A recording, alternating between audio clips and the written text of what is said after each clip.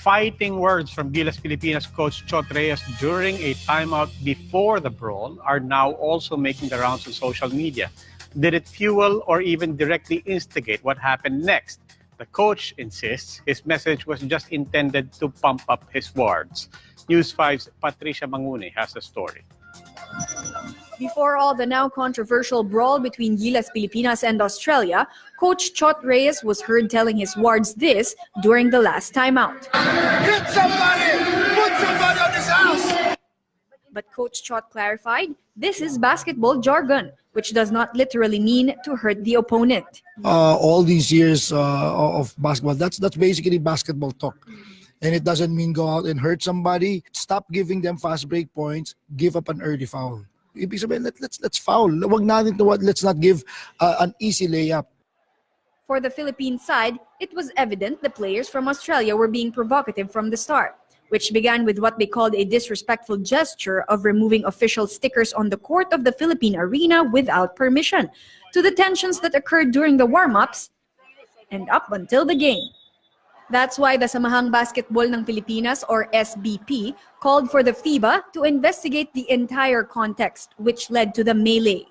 Full context to ano nangyayari. No? It's just not the game itself, but it started from an issue on the removing of the decal, which there's a certain unwritten rule about respect on court. And I think we felt, the team felt that we were being bullied and not respected, and we were being pushed, no? and we pushed back.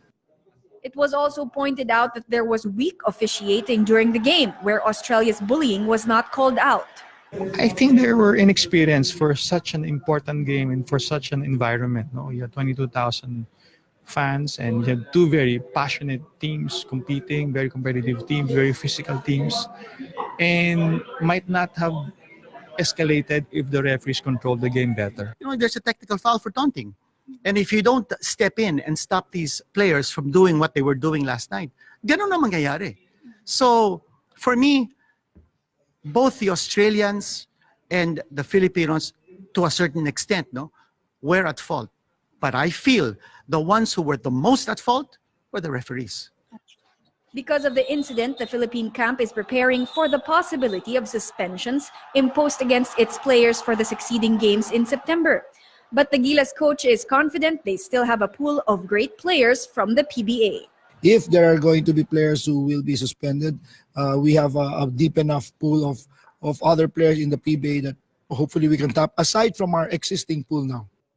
The SBP meanwhile hopes that despite the possible sanctions, this will not affect the Philippines' hosting of the 2023 FIBA World Cup.